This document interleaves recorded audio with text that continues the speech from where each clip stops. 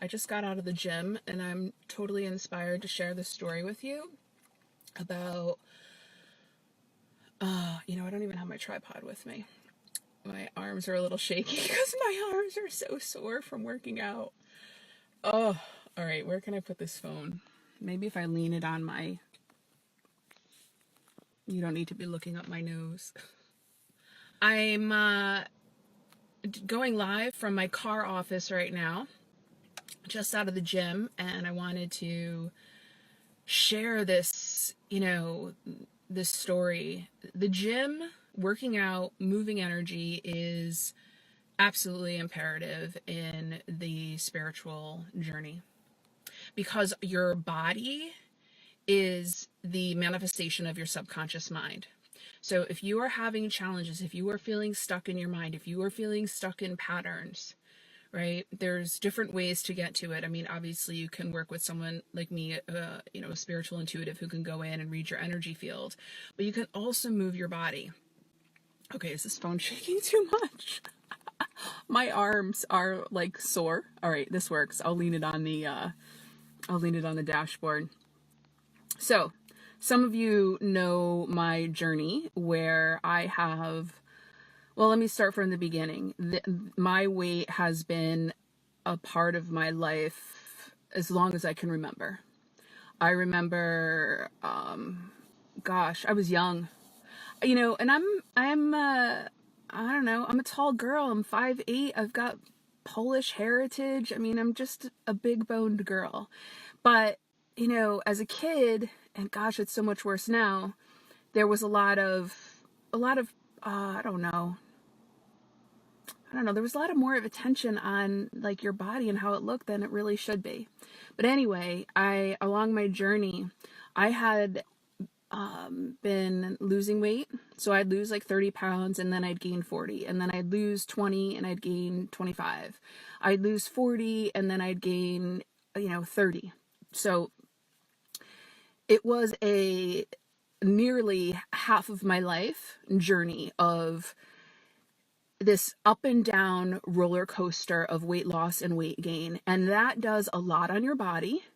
It also does a lot on your emotions and your, your self-confidence. It feels very defeating to work so hard at losing weight and then only to gain it back again. Now, there was a lot of reasons why I had low network connection. Hold on. Connection's available. There was a lot of reasons why I wasn't able to keep the weight off. And it was because of the underlying. It was because of what was underneath the why I was holding on to the weight. And so when let me back up. I would lose the weight, but it would always come from this place of self-hate, disdain, frustration. It was never from this space of, I want to do this for my body. I want to feel better. I at the end result of this, I want to feel healthier. It was always, there is something wrong with me and I need to change. And that's one reason why the weight would come back on. So if you guys are on a weight loss journey or you're wanting to get more fit, like take a look at like, what is your intention behind it? Like, where are you coming from? Are you coming from a space of like love and care and, positive intention? Or is it coming from a space of disdain and anger? Hey, Samantha. Hey, Melinda. Hey, Adrian. Hey, Jeff. Hey, Andy. Hey, Melissa. Hey, Dick. What's up, everybody? So I finally got to a point where I was nearly 300 pounds and I was walking into a store and I was needing to go up into the next size. And I came to the point where I was just like, fuck this shit. Like, something has to change. I can't, and I can't keep doing this to myself. And I'm trying to think, like, I mean, there was definitely many fuck this shit moments, but I think it was at that point where I was going up to the next size and I was just like, I can't do this. And as I went along my journey and I started to do the inner work that supported the weight loss, I started to realize that there was a subconscious belief system that I was holding on to, right? So when I got beyond the anger, when I got to the space of like, okay, fuck this shit, but I've got to do something for myself.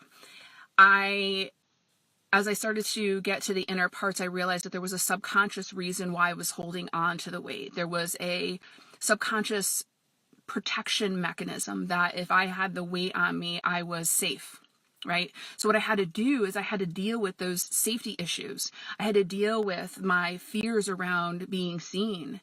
And once I dealt with that, more weight came off. And along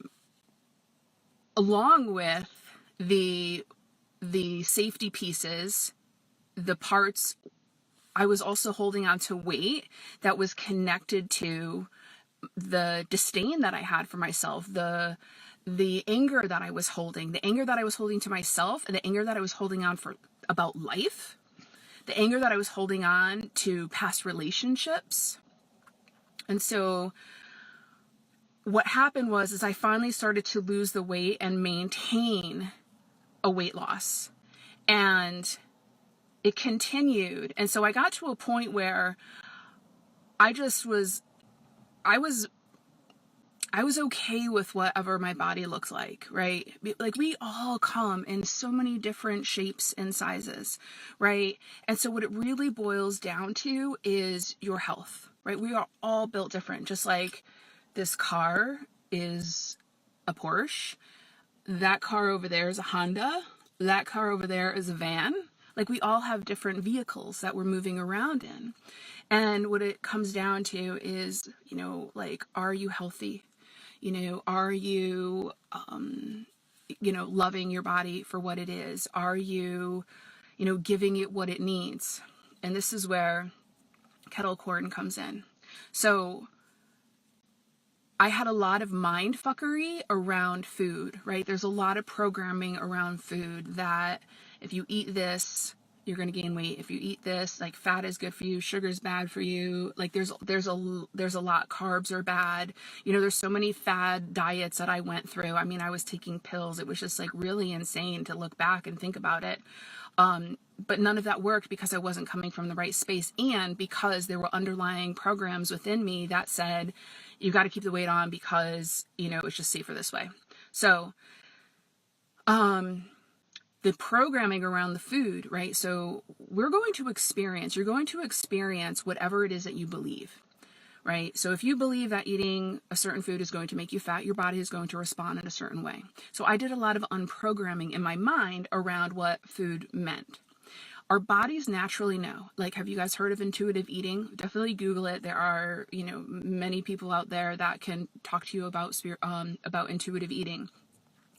And our bodies know what to do, but it's also going to do what's based on what's going on in your brain, what's going on in your mind. I mean, I remember being at family dinners at time where I had so much mind fuckery around whether the salmon was like wild caught or if this lettuce was organic, or there was just so much going on in my mind where it's like that was another layer that I let go. And when I let go of that layer, more weight came off, right? And so there was a point, so this is where, so there's some spiritual healing there, right? Of releasing the underlying subconscious programs that I had around food, around life, around myself, right? So the spiritual healing piece. Now the energy alchemy piece is I would do some stuff with my mind where I would lay in bed at night and I would just imagine that there was Pac-Man going through my body and eating all of the fat cells out. And what would happen is I would lose weight. Now, here's the thing. You have to become available for the experience that you want to have. And this goes for everything. I mean, this is, today's talk right now is specifically around weight loss, but it goes along with everything. Is like, what is it that you want? And why do you want the experience? What is it going to do for you? And you've got to become available to it. I had to become available to feeling healthier, feeling thinner, feeling better inside my own body. And I had to let go of the self-hate, right? And when I let go of the self-hate, the weight come off. When I let go of my belief systems around what food did, the weight came off. When I was working specifically with clients around weight loss, I would tell them, like, if you're at a birthday party having cake, then like enjoy the fucking cake. Like, don't be sitting there thinking you shouldn't have it. It's going to go right to my hips, because your body is going to respond based on what you tell it. Thank you, Jeff. You're amazing. Thank you so much. Hey, Tanya. Hey, Lana. Hey, Phyllis. So the energy alchemy piece is like, your body is going to respond based on, what you're doing with your mind. Now, I just came out of the gym, and the part of this that I wanted to share, I'm going to talk about kettle corn too. And the part of this I want to share is that the connection between working out and spiritual healing is like, it's so connected, in the sense that I was thinking about it as I walked into my gym class today. So like, think about this. And this is where, all right, so I do spiritual healing work and energy alchemy, and I support clients in transition and taking quantum leaps in their life, right? And that's where it's like, you've got to be available for the thing that you want in order to take the quantum leap. And so so the connection between the exercise class and spiritual healing journey is, you're all excited. You're going to start this healing journey. I got to my exercise class. I'm all pumped up, and then we start going, and I'm like, I can hear my mind start to go, holy frick, this is hard. I don't know if I can make it. And I realize, I'm like, what do you do with your mind? Like, your body can do this. You've done it before, so you keep going. Now, this is what's so cool, is that I'm working with a trainer there, right? She's pushing us. She's like, go, go, go, go, go, go. And that's where I have found that my healing journey has, been so much more supportive with a guide through it all, because on our own, just like exercising at my house on my own, I could slack. I can push my arm up. Maybe I'll do like half a push up or whatever, because there's nobody around pushing. There's nobody around like watching me, calling me out, like saying, come on, you can do this. You got this. Like, this stuff that's in your mind, just keep going. Right. And that's the thing with my trainer. And that's what I do in the work with my clients. It's like, you can get a little lost on your spiritual journey, especially when it gets a little hard, especially when you're about to take that leap outside of your comfort zone in that transition. And that's when all of the inner programs come up. That's when all the mind stuff comes up. That's when the survival comes up. Same thing with, working out, is that your mind stuff is going to come up, and you have to understand that your body is going to respond based on what is going on in your mind. Now, the last piece that's coming through right here, and I want to talk about kettle corn, is that the last piece that's coming through is, I notice that depending on who I'm surrounded with at the gym, like how much mind fuckery like affects me, right? So if I start seeing people like slow down, hey Karina, if I start seeing people like slow down around me, it almost is like, oh, I start to slow down a bit. I start to like, oh, this is hard, right? So take a look at who are the people that you surround yourself with in your life. Who are the people in your circle, right? Because they say you are the average of 5 people in your life. So like, take a look, like, are the people in your life slowing you down? Are you being influenced by the people to get off of your spiritual journey or your healing journey?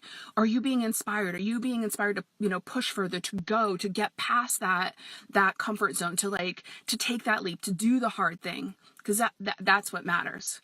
Now, the last piece I want to share here about kettle corn is, through some of my spiritual journey, there were times where kettle corn was my dinner. And you know what? I'm sure if my trainer was watching this right now, she'd be like, Kelly, do not be telling people to eat kettle corn. And I'm not suggesting that you do.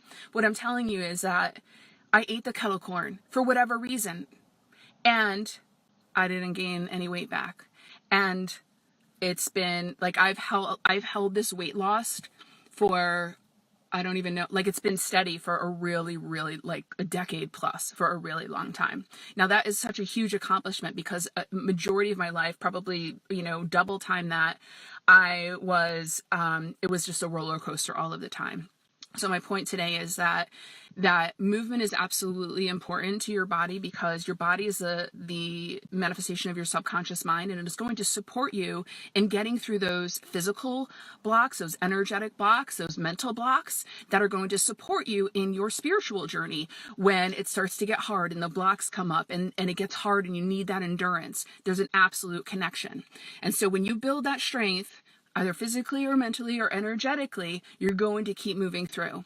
And to have support, you can do yes, you can go on the spiritual journey on your own, but it's just like working out in your living room by yourself to a YouTube video, or going to a gym and having someone there to be like, hey, like, you can do this. Come on, keep going. This is what's, you've got this.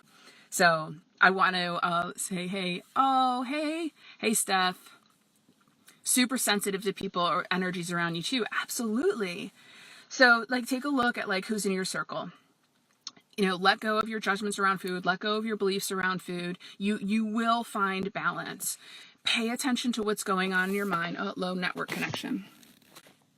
Pay attention to what's going on in your mind. Hey, what's going on? It might be time for me to go. So pay attention to what's going on in your mind. Surround yourself with people who can help you, get a mentor, a healer, a coach to support you on your healing journey, because it is so much more about what is going on inside, because your body is a manifestation of what's going on inside. I'm trying to move this around to make sure I get connection. Do you guys see this moonroof? I mean, is this fucking badass or what? So I have a one-on-one 6-week Empower course for the fierce ones, for the badasses, for those that are here to have a ripple effect on the world, who, want to get to the core thing within them that's in their way of taking that leap, taking that next step, to going beyond the comfort zone and finally doing what you're here to be doing. So we're going to clear out the inner stuff, bring in laser sharp clarity, and have the support as you take the leaps through all of the layers that come up as you're going through the comfort zone. Thanks for tuning in. Share your stories below about what's inspired you, what this live today has inspired you to do and to take the next step and your journey of going beyond. And yeah, just do it. Just do it. Just like Nike says, just do it. I get that it's not hard. I get that it's hard and it's not easy at times, but at the same time, take a look at the end result, right? When I was in that gym class today, I wasn't looking at like all of the steps and how hard it was going to be, and like, because that's where my mind will want to stop me. I kept tuned into what is the end result. And I knew the end result was I was going to have a lot of more energy, sweating out toxins, like feeling, just like getting really good cardio, getting my heart pumped up, getting my blood moving. So look at the end result. Don't look at the steps that are going to take you there, and get some support along your journey, because it'll make it so much funner, and you'll move through with more ease. Thanks for tuning in.